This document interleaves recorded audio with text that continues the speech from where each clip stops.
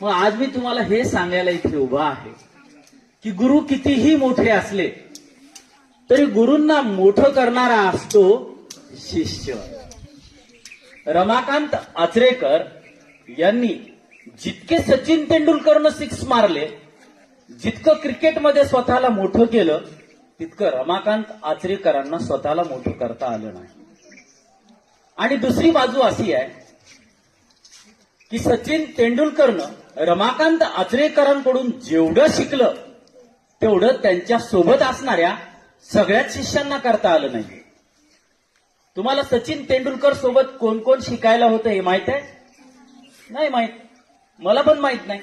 त्याचं कारण सचिन तेंडुलकर सोबत जे शेकडो विद्यार्थी शिकायला होते, रमाकांत आचरेकरांचे शिष्य असतील ते, त्यांच्यापैकी एकाच शिष्यानं इतकं नाव मोठं केलं की आज आम्हाला रमाकांत आचरेकर हे ते प्रसिद्ध सचिन तेंडुलकर नाहीत का, त्यांचे गुरु आहे हे माहीत झालेलं आहे.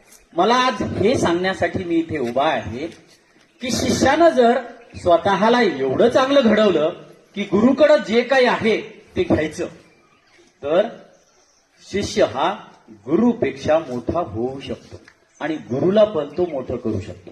तुमचे गुरुजी तुम्हाला देण्यासाठी भरपूर काही तयार करतात, पण तुमची घेण्याची वृत्ती